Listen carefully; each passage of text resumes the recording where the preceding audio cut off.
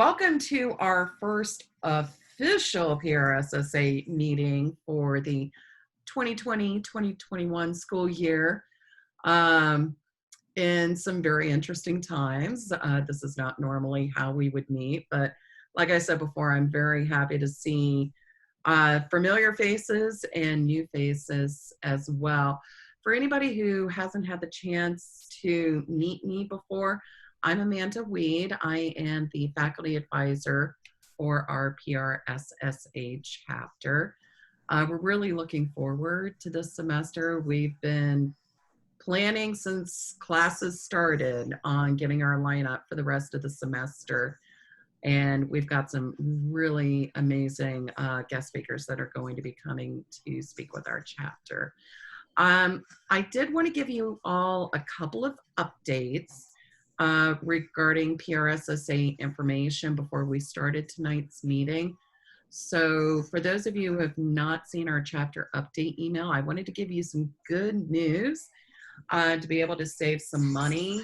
For those of you who are new members that are interested in becoming a dues paid member, and for our renewing members, there is actually going to be a discount this semester. It's a partnership that we've worked on with the PRSSA National Office. So we are doing a 25% early bird discount for fall membership.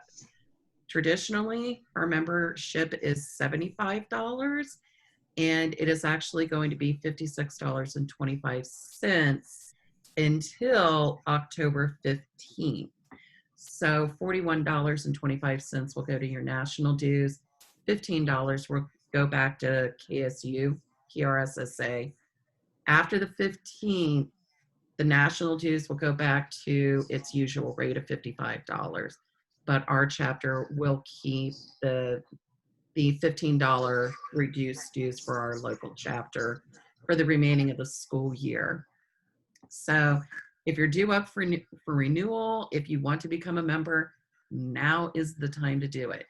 And you can do that through the PRSSA website. I know Lauren sent a link in our last chapter update, but just go to the national website and there's a red join button up in the top right-hand corner, and you can do everything online. So that's my update in regards to that. One other update I wanted to let y'all know about for our members from last year, you know how we were talking about the PRSSA National Conference. Well, the National Conference really isn't happening in the way that it is in previous years because of COVID. What they are doing is partnering with PRSSA, which is the professional organization, to offer a student discount to attend the international conference for PRSSA. So it's a fantastic opportunity to get that PRSSA experience without paying more than $1,000 for the conference, which is what it normally costs. There is a student rate of $159, and I believe it is $195 if you are not a member of PRSSA. So it's a great opportunity to network, to get breaking information that's going on in our industry, but it is not going to be the traditional student-oriented conference experience that the PRSSA conference normally is. And everything's online this year, so no travel cost.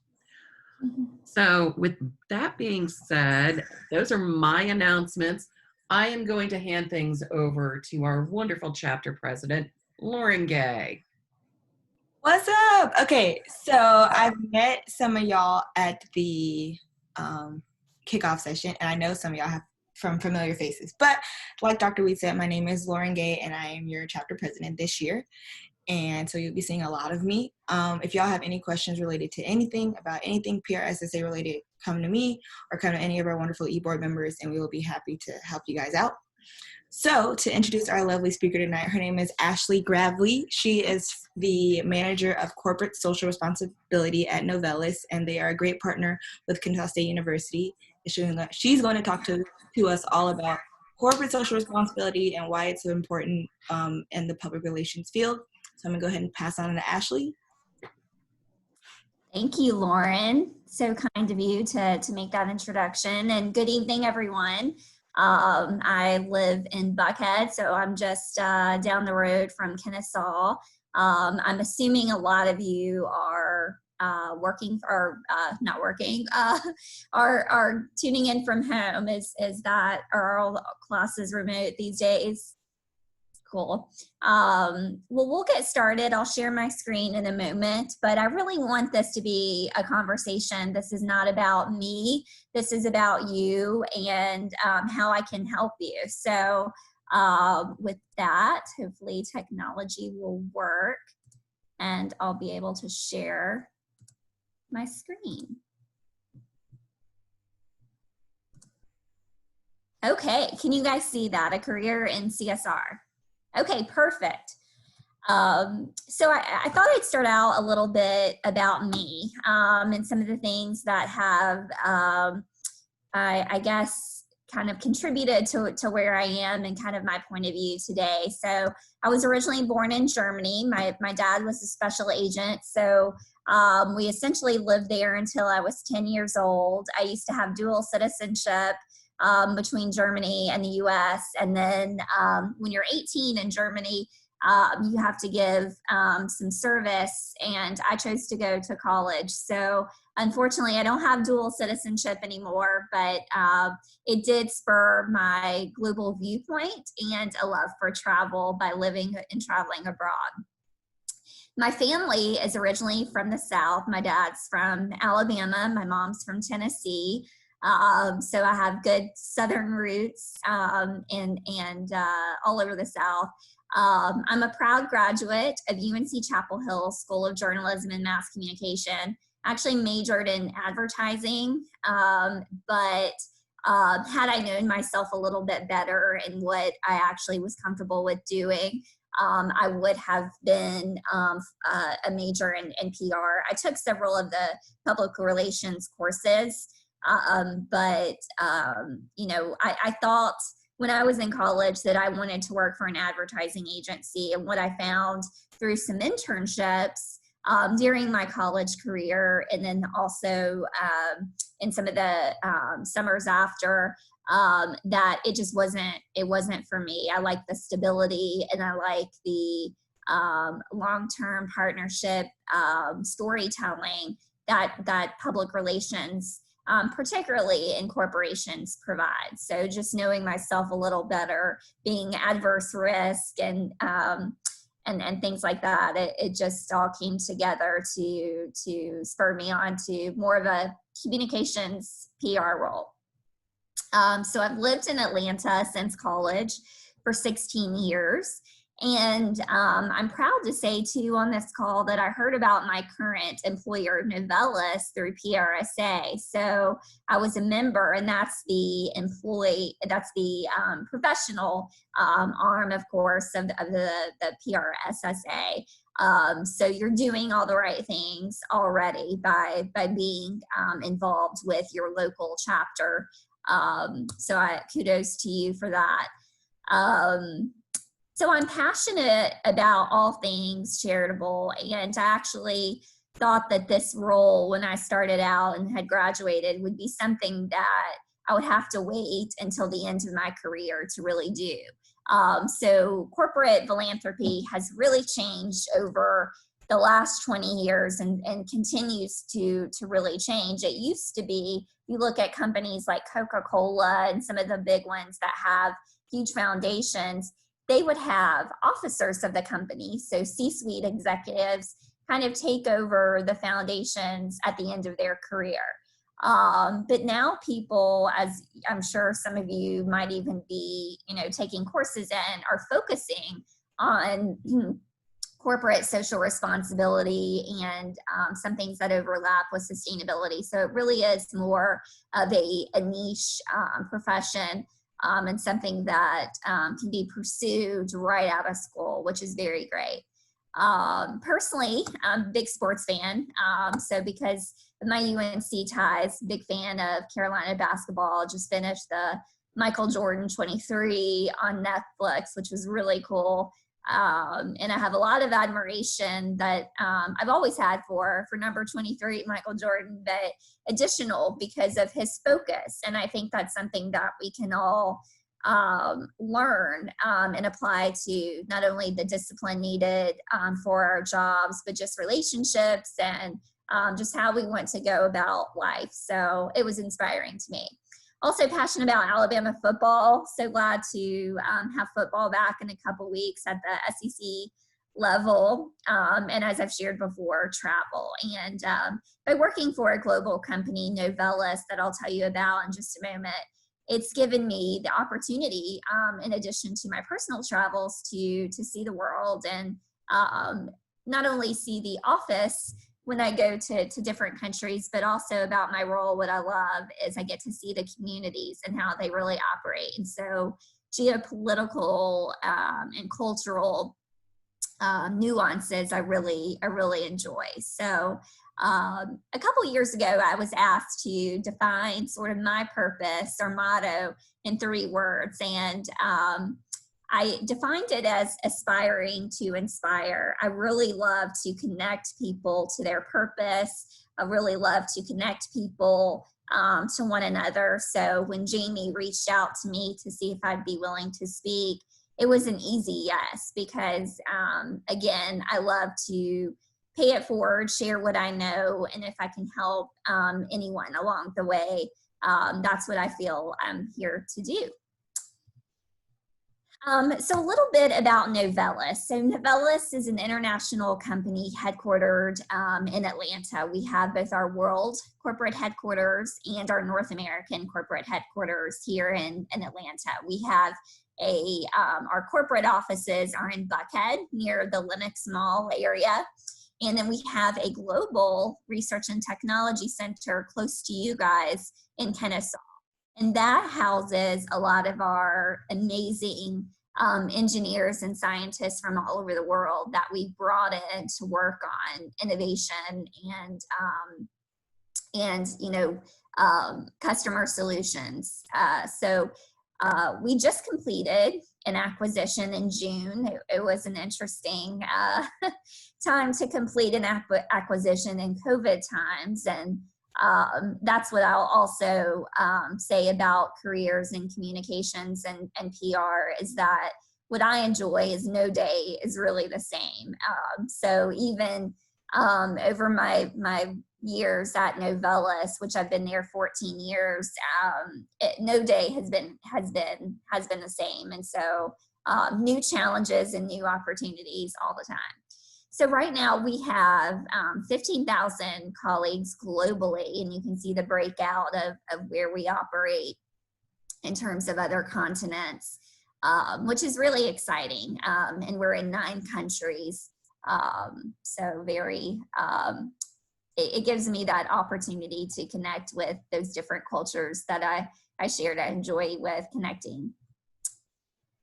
So our customers, so you may not know Novelis, but I'm sure you recognize some of these brands on this page. And actually, when I heard about Novelis and the communications job 14 years ago, which is where I started out as a communication specialist role, I saw Coca-Cola, I saw Ford, I saw BMW, Jaguar. At that time, we didn't have aerospace, or I would have been really excited about that too, but that's the acquisition that we just completed. So the aerospace division of an aluminum company joined us. But I saw all these brand names, and I just really respected who they are, the reputations they have, and I said, that's a company I want to be a part of. And I'll also talk in a minute, because we're an aluminum company, which means we supply the aluminum to all of these companies for them to make their products, for them to stamp out cans for drinking, for them to make car parts, make airplane parts, etc. And specialties covers like electronics, signs, fast track trains. I mean, a lot of different things. That's why we kind of just throw it in there with specialties. But all of these products you know and see every day. So you're touching it and you're coming across us, whether you have known about us or not. So beverage can, as I said, this is a majority of Novelis's footprint, and we are the world's largest producer of aluminum rolled products, and particularly can sheet. So we are also, because it's how we procure the metal, we are not in mining, and so we like to, if we can, buy as much scrap as possible so we can recycle it. So in that way, we are the world's largest recycler of aluminum. So it gives us a great platform that I'll talk about later in terms of CSR and affecting society. So automotive. So automotive is so exciting for us. So we have a long-standing history with European automakers like BMW, Mercedes. In the last 10 years, what has been so exciting is that more mainstream and heavily produced, so mass-produced cars like Ford, GM have switched to aluminum. And the reason being is aluminum is infinitely recyclable, so that's good. But the real benefit it has against steel is it's much lighter. So if you think about the U.S. regulations and some of the regulations going on around the world to try to increase fuel mileage to reduce our carbon footprint, this is a big deal. So, for example, a couple years ago, Ford, their Ford F-150, so those big trucks that drive around all of Georgia and all over the world, they're the #1 selling vehicle for 20 years running. They switched to aluminum from steel, and it saved 700 pounds per vehicle. So there's some really great innovations that are being made in vehicles. And the thing that I do want to underscore, because it's a question we get all the time, is even though it's lighter, pound for pound, aluminum is just as strong as steel. So as I shared before, I think you will all consider BMW, Mercedes, Jaguar, some of those luxury vehicles to be very safe. And they are, and they've been our partners for years. So well before some of the US-based manufacturers started switching. So that story has been really important for us to underscore from a communication standpoint, that aluminum is just as strong as steel. So you're not going to invite more accidents by buying a vehicle that has more aluminum in it. And again, feel free to jump in and ask any questions, or if I'm going too fast, let me know.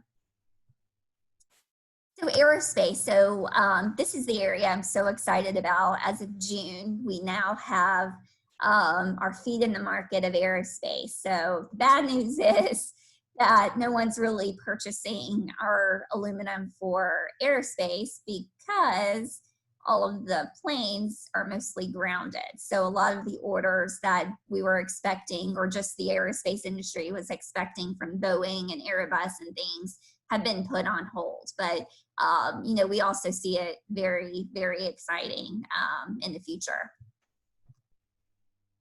And specialty products. So one cool thing that we try to tell stories of is actually tangible items where you can see Novelis aluminum. So if you look up the Titanic Museum, which talks about the Titanic in Belfast, Ireland, the facade of it has our aluminum. So especially in our Italian operations, we make a lot of beautiful architectural facades. We make signs. We, again, with Samsung and other electronics companies as our customers, we provide aluminum for those products. And what's great about those stories too is we can promote sustainability, because again, aluminum can be recycled forever without losing its properties, which is unique. Plastic doesn't do that. Other products doesn't do that. Glass, they all hit a point where they have to be, they can't go back into the same use, and they have to go into a less profitable and less value add product. So Novelis's purpose. So 3 years ago, we like to say we excavated our purpose. So after a series of interviews with colleagues worldwide, we wanted to have a statement that kind of got at the heart of who Novelis is and what we stand for. And we came up with shaping a sustainable world together. And it really does reflect who we are, what we want to be, and where we're going. So that is our purpose statement.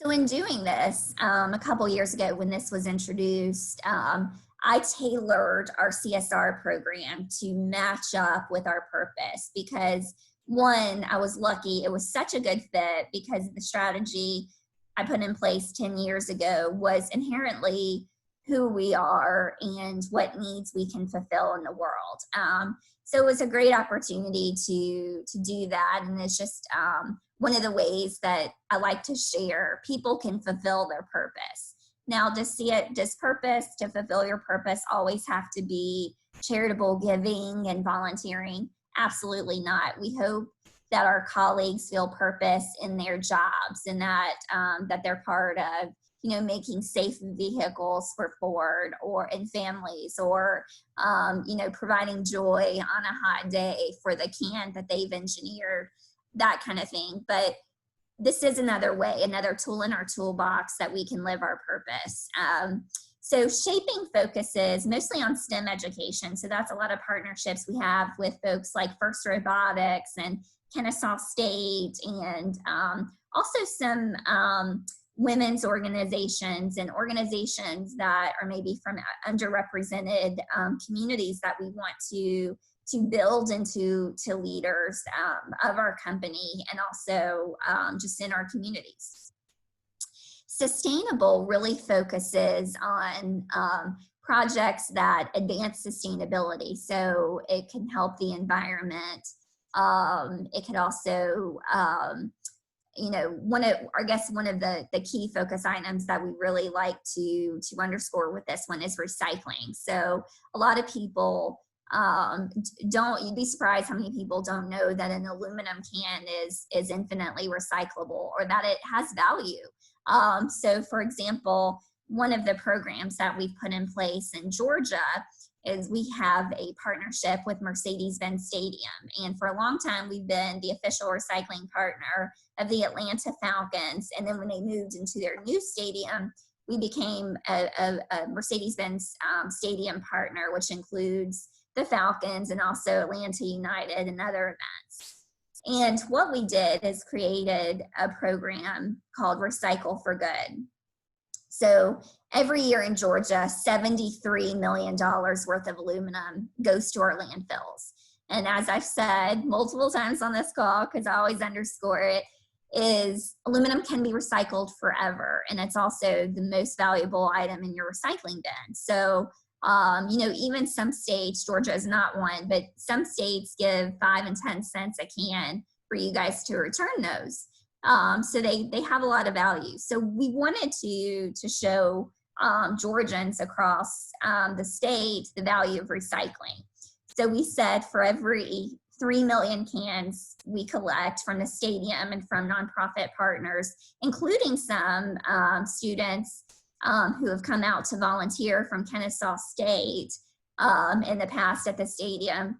For every 3 million cans we collect, the value of that is $80,000. And that $80,000 is enough to build a Habitat Home for Humanity on Atlanta's west side.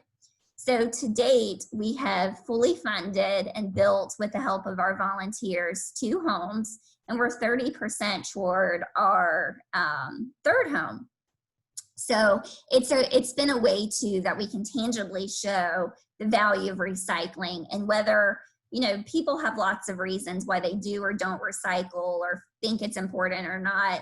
But, so this, if the environmental aspect doesn't, get you excited about recycling and just the waste, then, the ability to help others, and especially with student groups and nonprofits, with children's schools, like, this is an easy way everyone can help. And you may not have a lot of money to donate. We can all recycle our cans. And so That's a program we're trying to replicate.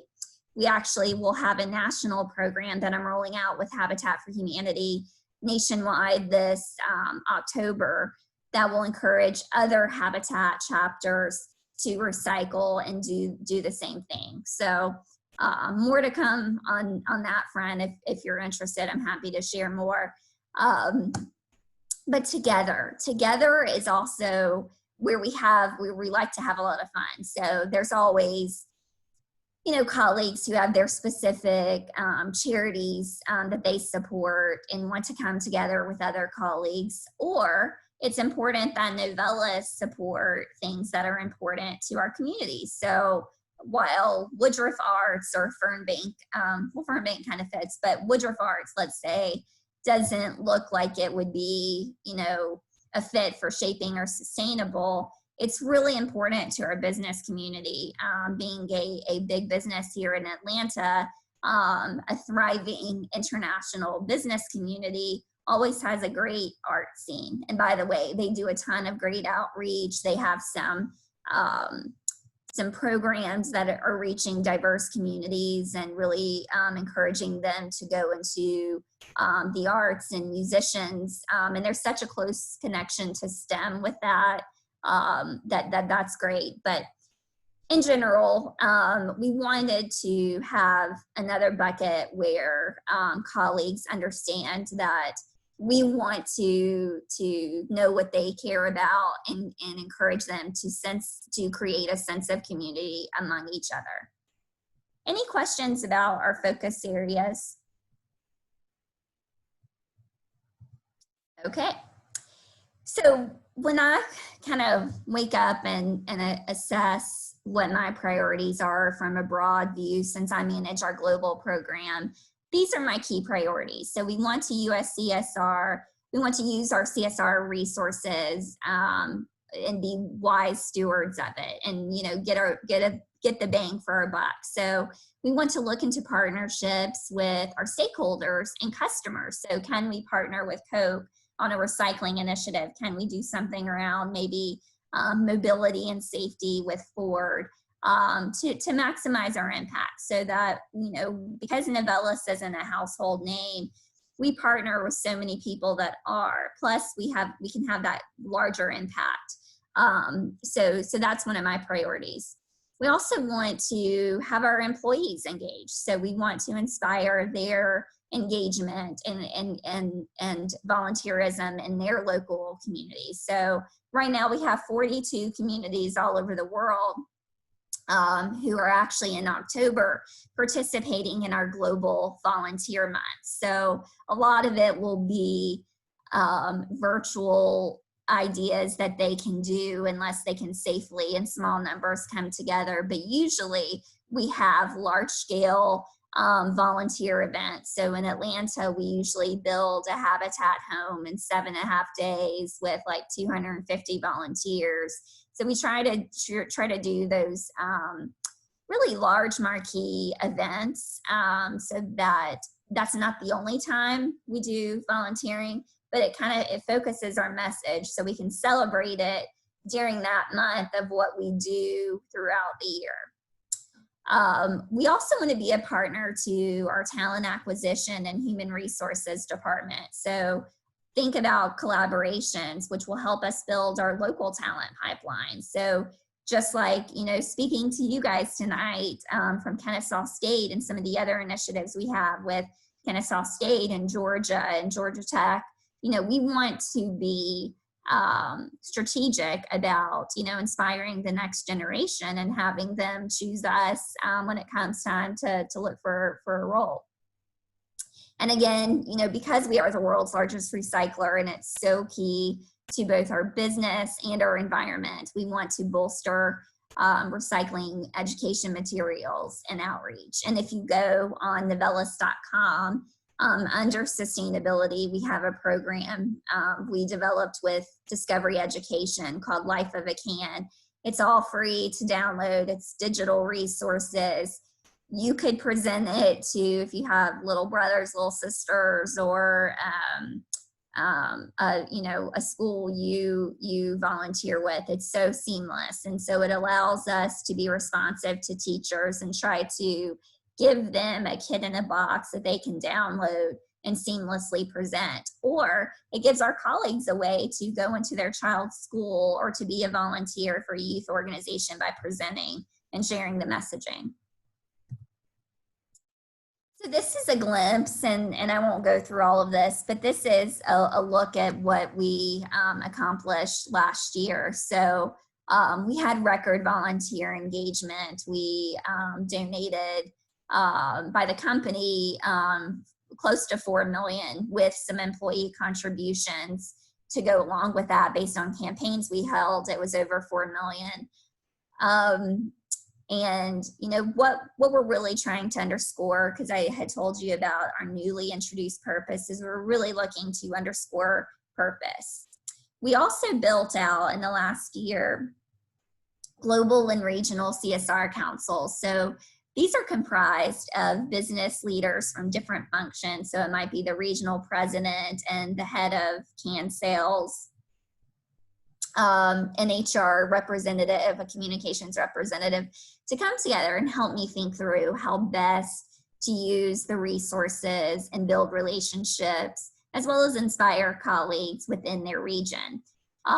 Some regions are very complicated and have multiple countries, from China to Korea, which are very different from one another, and some of our European countries, which are also very different from one another. So they help kind of think about what they want to do from a regional perspective and some of the relationships they can foster from that local level. So some of our key partnerships is, as I shared, one of our biggest partnerships is with FIRST Robotics. So FIRST stands for Inspiration and Recognition in Science and Technology, and essentially it was founded to help celebrate STEM just as we would sports. This is a picture of a can that they made for us, one of our local teams from East Cobb, actually. They made for us because we want to take it to Mercedes-Benz Stadium to do some of the Recycle for Good outreach, take it to FIRST Robotics competitions, maybe bring it out to Kennesaw State, who knows. But essentially, we support 45 teams of FIRST Robotics around the world, and they have different levels from pre-K all the way through high school. And then we're integrating those into internships. And again, we're really trying to build that talent pipeline, because engineers globally there's a huge shortage. Not only is there a shortage, but Novelis is in competition with our customers who are well known, like Coca-Cola, other big, trendy brands like Google and things. And so we're in close competition. And so we want to make sure we reach the kids early, we develop them, and we also tell them about Novelis. So we're making good progress on that partnership. Another key partnership is Habitat for Humanity. So we do a lot of work here in the Atlanta area, as I shared, with Recycle for Good. This October, as part of our Global Volunteer Month, we'll be funding our 11th home since 2013 here in Atlanta. So it's always a favorite charity. We also have sites around the world that also participate. And then these are some of the CSR highlights that are from around the world. So, STEM and FIRST, as well as recycling, is very important to Asia's strategy. Same really thing with Europe.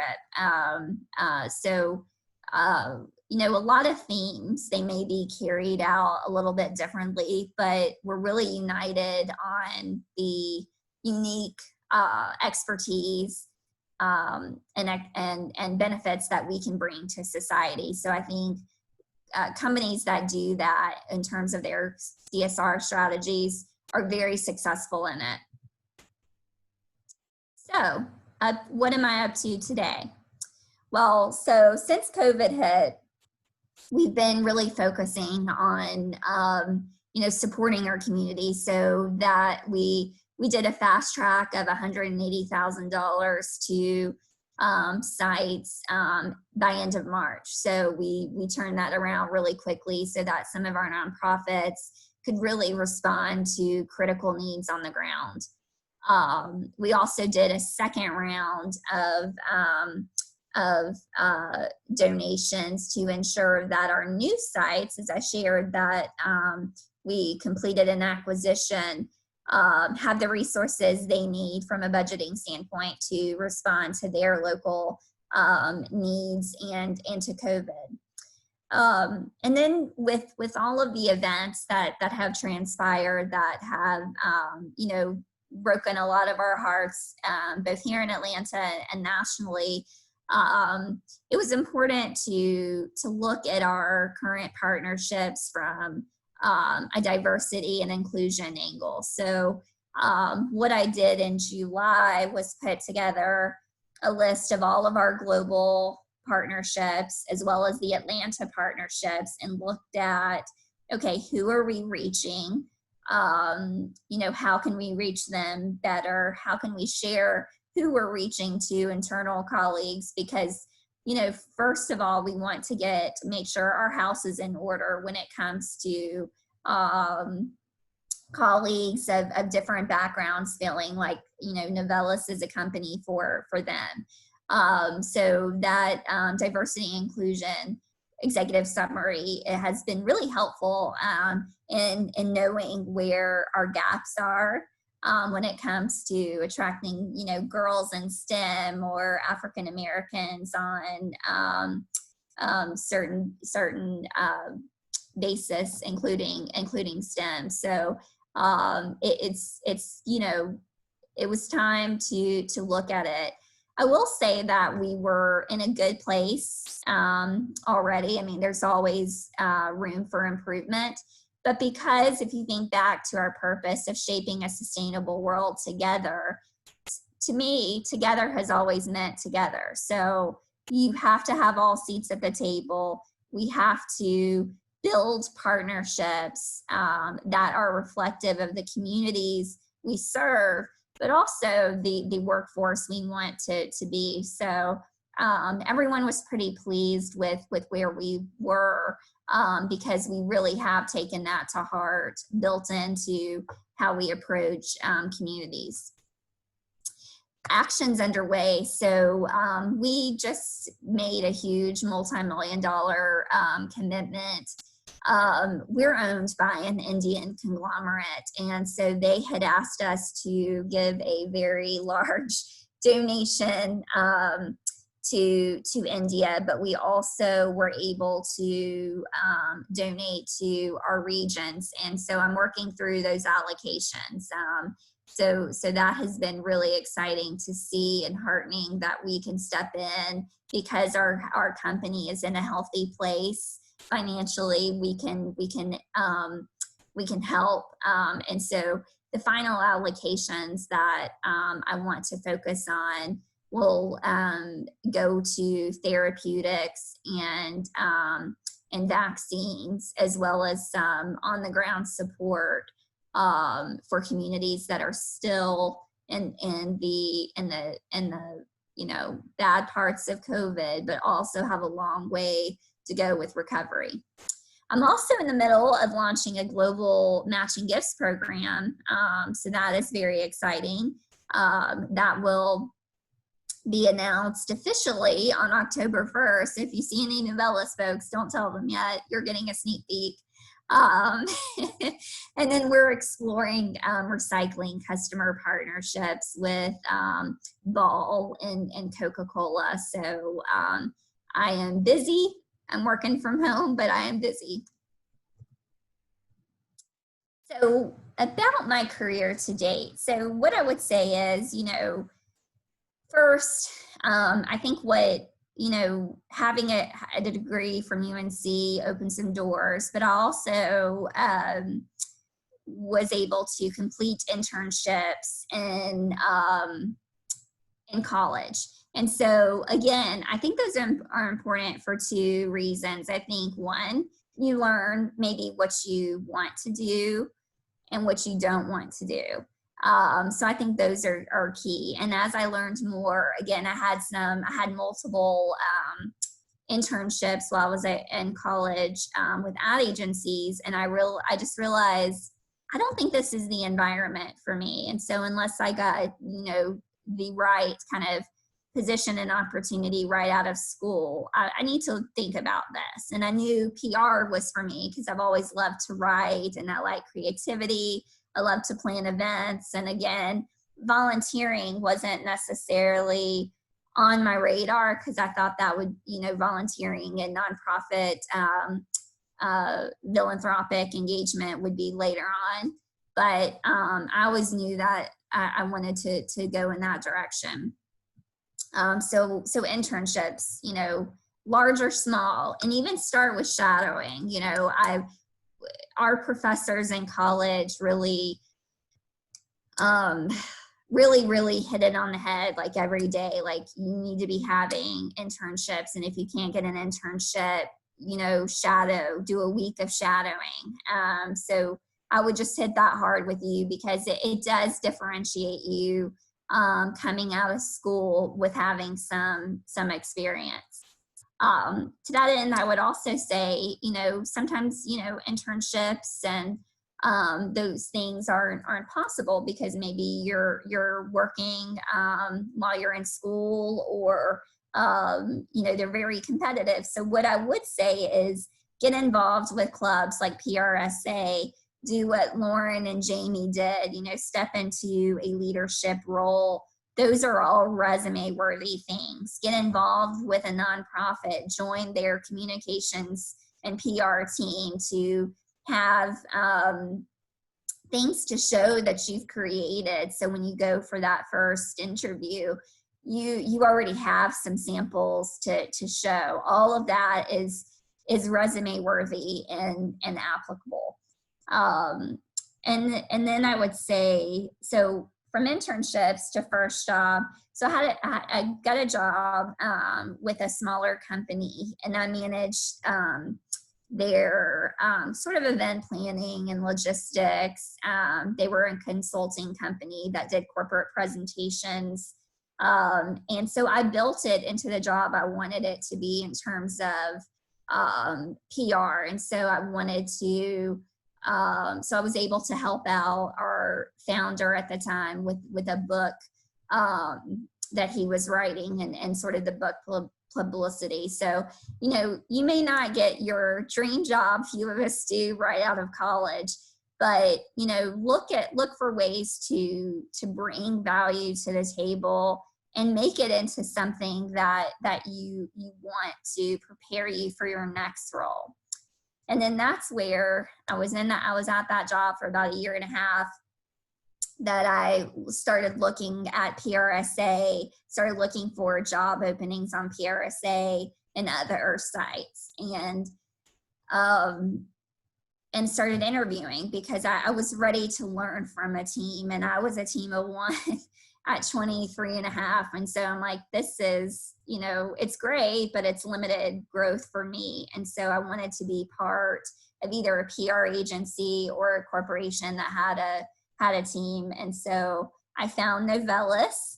I said earlier, I started out in a communications generalist role, which was really great because we were a very, very small team, and I was able to work on executive communications for our CEO. I was able to dabble a bit in CSR. So before we really had a dedicated person in strategy, I was able to dabble in that as well as internal communications, external communications. So it gave me the opportunity to understand how to globally communicate at my company.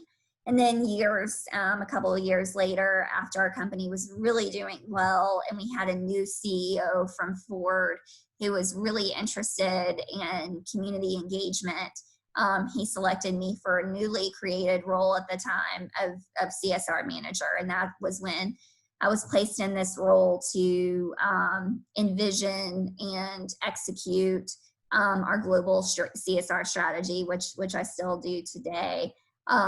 It was a big job to step into. I definitely grew into it. So that's another piece of advice. Don't be afraid to go for it. Because and I think there's one gentleman on the call, but since it's majority of women on this call, there's statistics that if women don't have like 95% of what the job is asking for, they don't think they're qualified. But whereas a man, it's like 60%. It may be even less. Don't quote me on the numbers, but the confidence that men bring to professional jobs in terms of moving up, I think is really a lesson for us. Like, go for it, figure it out on the way. You're smart enough, you'll do it.